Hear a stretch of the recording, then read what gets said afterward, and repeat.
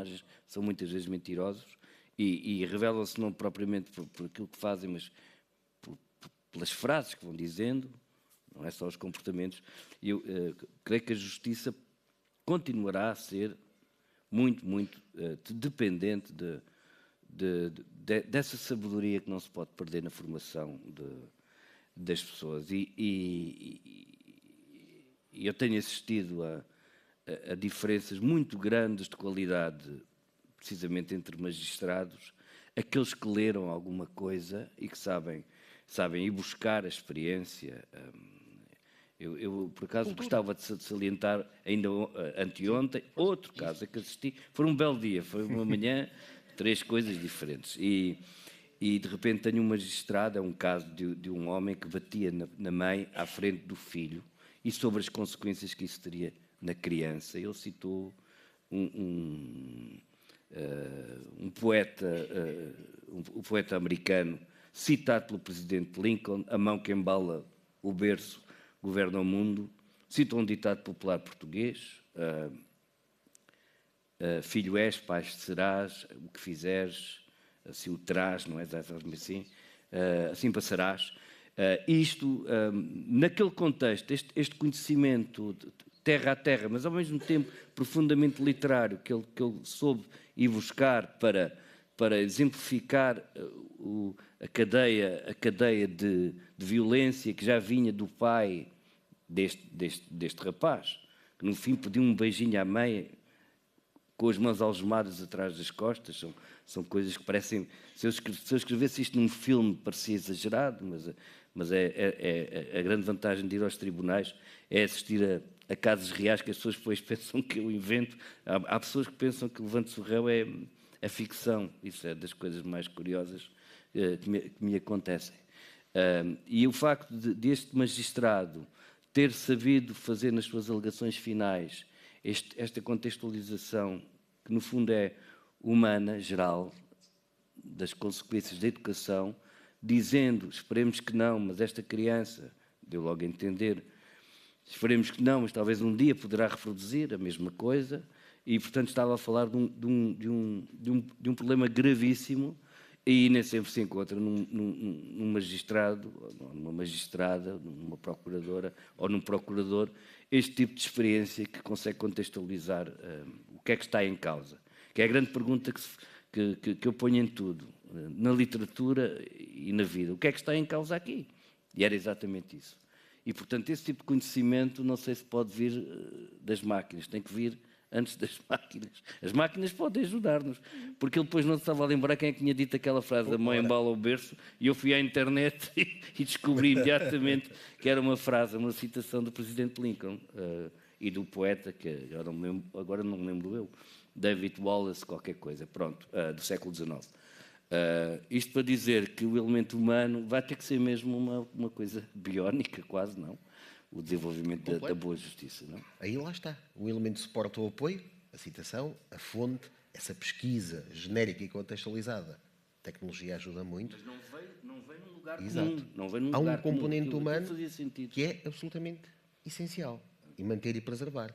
Aliás, eu até acho que aproveitava para podermos fazer aqui a ligação com outro assunto de que falamos, que me parece muito importante, porque já que estamos a falar da dimensão do bem e do mal, algo que é absolutamente evidente. Se nós deixarmos que as decisões sejam padronizadas por máquinas, corremos ou não corremos o risco de, a troco de uma celeridade de segurança e certeza jurídica na aplicação do direito, de perder todo o seu lado criativo e de começarmos a atribuir a determinados poderes fácticos ou menos fácticos um instrumento poderosíssimo que, no limite, pode levar a criar um problema muito sério para a independência do judiciário globalmente considerado. Vera? O que é que isto parece? Bem, a IA tem... Uma das vertentes perniciosas da IA é que consegue uniformizar, massificar uma determinada tendência pela sua rapidez, pela rapidez com que toma decisões, que o humano não consegue. E, por exemplo, se nós temos uma decisão errada na justiça, se parte de um pressuposto errado e ninguém o controla logo, aquilo propaga-se, não é? Como um vírus, imediatamente. Porque não, enquanto um humano, se um humano escrever uma decisão e os outros vão copiando, coisa que certamente nunca aconteceu, decisão judicial copiada de outra. Eu estou a dizer isto, não retirem das minhas palavras que alguma vez tenha acontecido. É uma suposição, por exemplo, no mundo. Não suponhamos, lá está, adoro essa palavra, não suponhamos. Mas, quer dizer, demora mais tempo, ao passo que a máquina não. Isso é verdade. Eu acho, porém, que esses são cenários sempre muito catastróficos. E aquilo... Repara, aquilo que se vai fazer com a IA e aquilo que vai ser o futuro da IA depende, em boa medida, disto. E por isto não digo o meu cérebro humano limitado, o meu, o vosso, com as nossas limitações humanas, com as nossas, enfim, fragilidades. Porque está na nossa mão decidir como é que a vamos utilizar. Isto não é uma inevitabilidade. Agora temos a IA ou tem que ser utilizada? Não, é por isso que estamos a criar o tal quadro legal. O que eu conheço melhor, até pelas circunstâncias neste momento que está na berra, por assim dizer, a coisa mais in no mundo da lei IA, é o regulamento IA, não é? O regulamento da União Europeia sobre a inteligência artificial. E esse regulamento, notem bem, o regulamento é essencialmente parte do package de segurança do produto. Portanto, é essencialmente uma lei sobre os requisitos para um produto ser seguro. Isto significa que regula essencialmente a forma como a IA é criada e os requisitos que os sistemas de IA têm que ter para poderem ser utilizados, não tanto a forma como são utilizados. Quer dizer, indiretamente acaba por afetar um pouco a forma como são utilizados, no caso, como são utilizados em tribunal. Mas o que interessa ao regulamento, o seu foco é como é que vamos criar sistemas de IA que são fiáveis, que são respeitadores dos direitos fundamentais, da segurança das pessoas, enfim. E há um requisito que consta lá, nomeadamente para os sistemas de IA de alto risco, e aqueles utilizados na justiça entram aí, e já agora demonstram os estudos que boa parte dos sistemas de IA que se utilizam na União Europeia vão entrar na classificação de alto risco, que é a supervisão humana. Estes sistemas não podem ser utilizados sem supervisão humana. Claro que, reparem, neste momento o regulamento entrou há muito pouco tempo em vigor, não temos guidelines, não temos recomendações, não temos jurisprudência, portanto, ainda não temos aquele corpo doutrinal que nos ajuda a perceber o que é que está na norma, o que é que se lê nas entrelinhas da norma, o que é que significa isto de supervisão. Mas há coisas que me parecem claras. Há sempre um humano no loop, tem que haver um humano a confirmar a validade geral do resultado, tem que haver um humano a dizer, um humano que tenha capacidade crítica e conhecimentos para dizer isto não é bom, pode ter sido feito por este sistema de IA XPTO, mas não é bom. Eu, neste caso, não vou utilizar a IA, vou utilizar a mim ou outros humanos que lá estão. Isto é supervisão humana, não é só alguém que lá está a dizer yes sir, e isto é bom porque é da máquina e toda a máquina é boa. E isso dá-nos alguma tranquilidade daquilo que aí vem. Por agora, tudo muda rapidamente. E lá estão outra vez as pessoas a ficar preocupadas connosco. Sim, e estão e com razão. A verdade é que a supervisão começa ainda antes. Quando nós escolhemos os dados sobre os quais vamos fazer recair os algoritmos de inteligência artificial, nomeadamente a sua inserção nas redes neuronais, nós deparamos logo com um problema. Como é que esses dados são selecionados? Como é que são escolhidos? Com que base, em que critérios? O viés pode vir logo com a simples pool de dados, que condiciona totalmente o resultado. Mas isso é inevitável, porque os dados que nós temos para utilizar, por exemplo, na justiça, eles são enviesados. Um exemplo, devem conhecer este exemplo, portanto, desculpem-me a repetição, é o Compass. Um sistema muito utilizado nos Estados Unidos é o famoso Compass, que é um sistema de IA que é utilizado para tomar decisões sobre a probabilidade de uma pessoa voltar a cometer um crime. Isto é utilizado, por exemplo, para decidir, desde logo se a pessoa é sujeita a uma detenção, liberdades antecipadas, até as medidas da pena, enfim, os vários momentos em que este tipo de decisões têm lugar. Ora bem, há vários estudos que demonstram claramente que o Compass é profundamente enviesado, porque sistematicamente para pessoas que são caucasianas demonstra a probabilidade de cometer crimes baixa, quando na verdade qualquer pessoa, qualquer humano que passasse os olhos por aquele processo veria que não é o caso, e para os afro-americanos probabilidades elevadas. Quando às vezes qualquer humano olhasse para o processo daquela pessoa dizia, não me parece. Ora bem, é um sistema profundamente enviesado, é. Mas porquê? Porque ele foi treinado com dados históricos, dados da população prisional norte-americana, que, como sabem, é predominantemente composta por afro-americanos, que, por sua vez, correspondem às classes mais baixas da sociedade e, portanto, é óbvio que vivem num ambiente que pode ser mais propício para cometer crimes, até pela necessidade da coisa, não é? E, portanto, o sistema aprendeu mal, aprendeu enviesadamente. E aprendeu que um afro-americano é mais propício a cometer crimes, porque eles estão mais tempo na prisão. Mas quem é que os meteu lá? Foram juízes. E eram juízes humanos, não eram juízes máquinas, eram juízes que eram os próprios enviesados. Eram juízes que estavam mais abertos à possibilidade de achar que um afro-americano deve ir para a prisão e um caucasiano não. Estas são decisões profundamente enviesadas de humanos, não são da máquina. Portanto, os dados históricos que nós temos, porque nós vivemos numa sociedade enviesada, uma sociedade sexista, racista, que é verdade, esses dados são os próprios dados enviesados. A solução? Bem, há quem diga que a solução é criar dados sintéticos.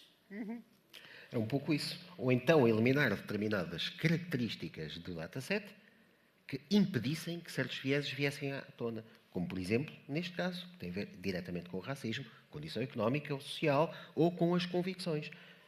Coisas para as quais, aliás, nós temos uma genérica proibição de tratamento, ou pelo menos de utilização para esse fim, o que já é um primeiro passo. No entanto, quando chegamos ao ponto da decisão em si mesmo, podemos nós confiar nas máquinas, ou devemos confiar sempre no instinto humano, ou devemos ter uma mistura das duas coisas. Eu ia desafiar o Rui, até porque já teve aqui um sinalzinho de tempo, o que é sempre uma coisa desconfortável nestas conversas, a ler uma das suas crónicas, que é muito ilustrativa sobre isto que acabámos de dizer e sobre a dimensão do bem e do mal e a forma como a justiça muitas vezes tem um papel absolutamente extraordinário na regulação social, na paz pública, no conforto das pessoas, porque é feita por humanos para humanos. Oh, Rui.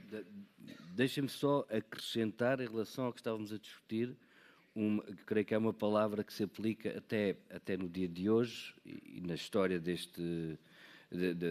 da instituição, do Ministério Público e também do sindicato, que é a independência. A independência. Quais é que são os alicerces, as barras que devem ser colocadas perante estas mudanças que aí vêm para manter a independência? Coloca-se muito também no jornalismo, como sabeis. E eu acredito muito na independência, porque acho que é mesmo o pilar da democracia e da liberdade. Esta crónica que eu vou ler é uma das crónicas mais duras. Há dias perguntaram-me qual é que tinha sido uma coisa que lhe tinha custado escrever. Foi, de facto, esta, para tentar encontrar o tom daquilo a que assisti e até daquilo que não assisti, porque mete uma menor que não estava presente, e vão ver porquê.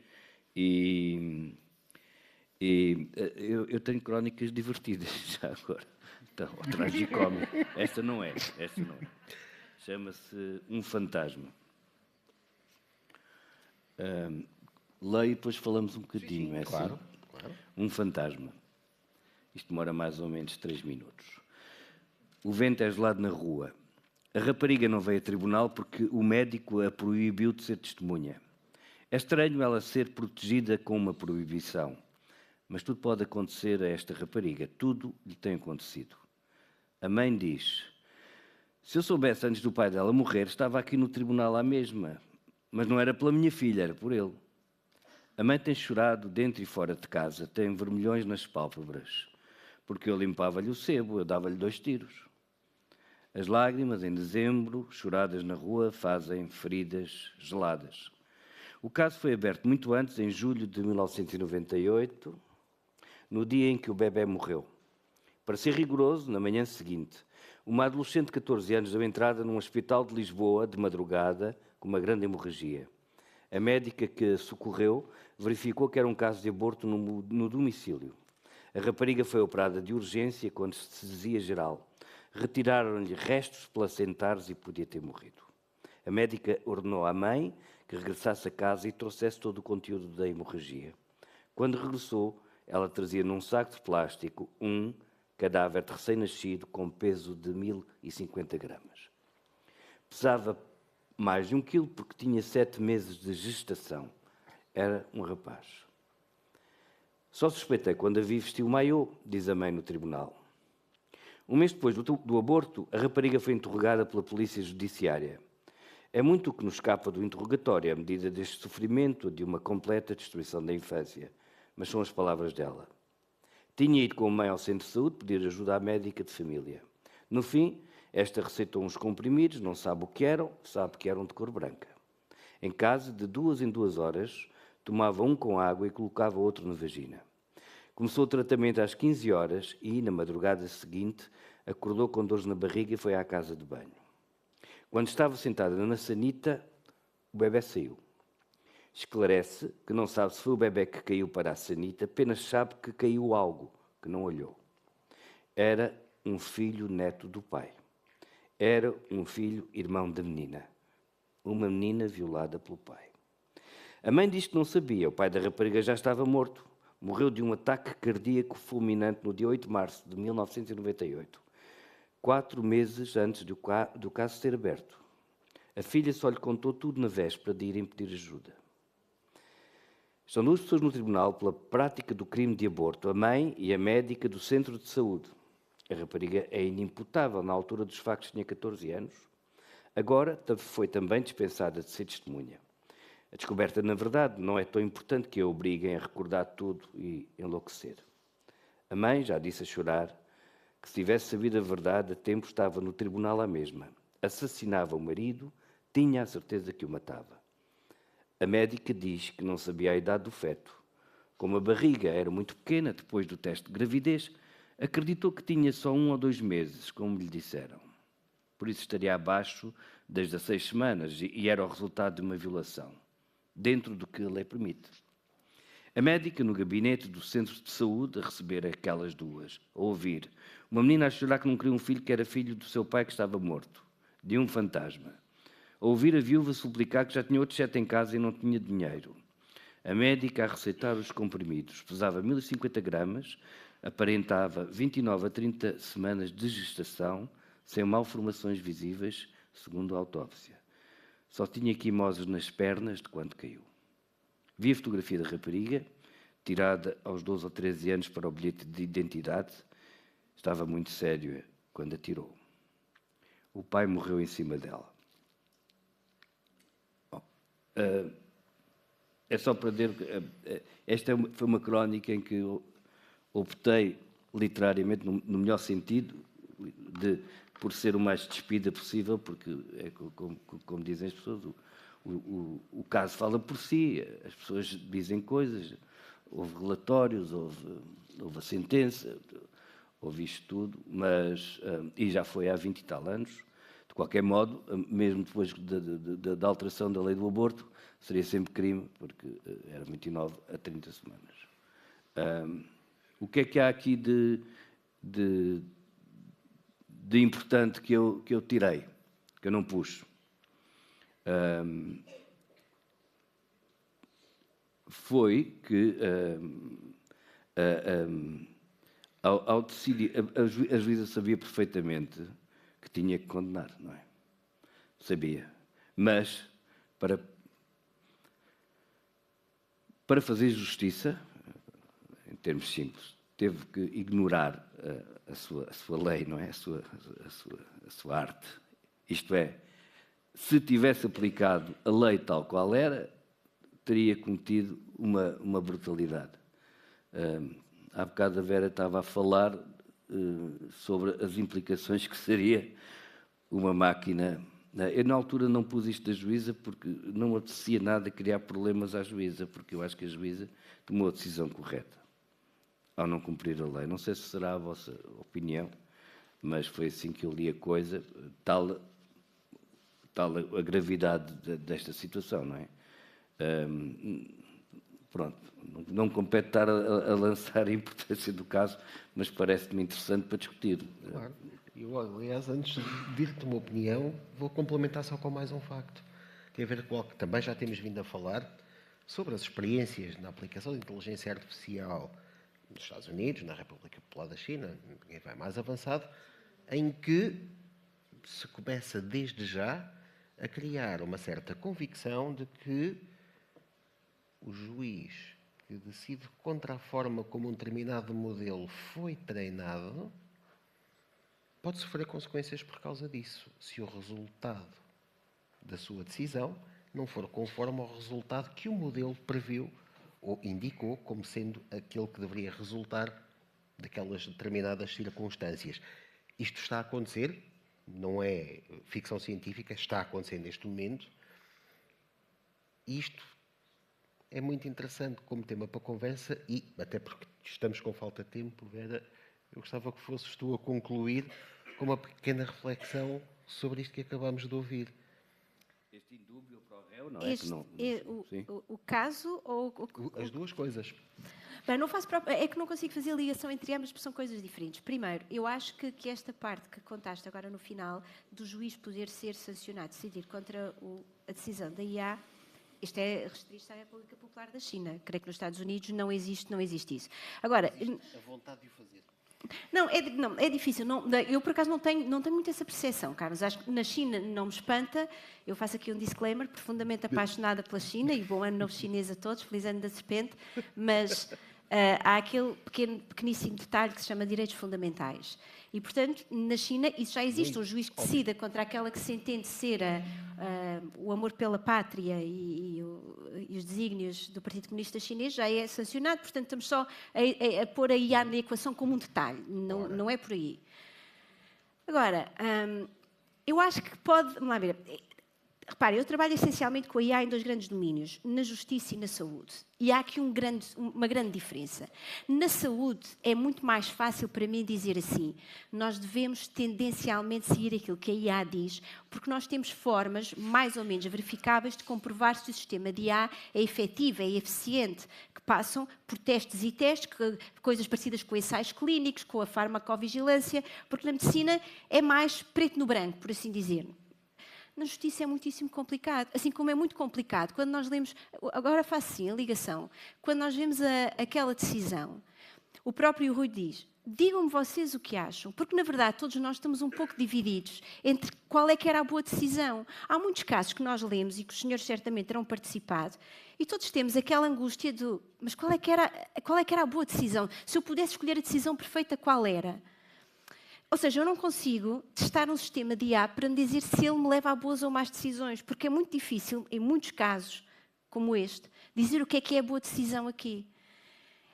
E, portanto, na justiça, os grandes dramas humanos, a enorme aventura que é ser humano com os nossos ódios e com as nossas vinganças e com a nossa maldade, se calhar é preciso um outro humano para avaliar isto. Agora, isso não retira que não possamos ter a IA a fazer algumas coisas que nos ajudam, que nos deem um suporte. Por exemplo, demos este exemplo no outro evento. Quando nós temos megaprocessos, páginas e páginas, é óbvio que o cérebro humano, ou muitos cérebros humanos, se perdem nos detalhes e é preciso ver as contradições. Um sistema de IA é muito útil para isso. Não quer dizer que eu faça sozinha, que não haja revisão humana, mas é como eu ter um humano a fazer contas de cabeça ou ter uma máquina de calcular. É tão simples quanto isso. Agora, quando chegamos a este tipo de juízos de valor, estes têm que ser juízos humanos, porque é preciso um humano para isso. E, portanto, eu acho que é uma daquelas funções em que a IA nunca nos vai substituir. É exatamente. Mas vai nos ajudar e vai substituir a quem não usa a IA. Isso.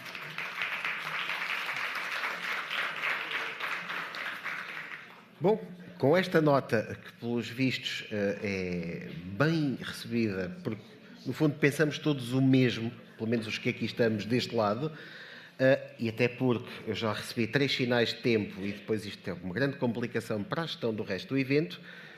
Em nome deste painel despeço-me de todos vós, espero que tenham gostado e continuação de umas boas comemorações dos 50 anos de aniversário do Sindicato dos Magistrados do Ministério Público.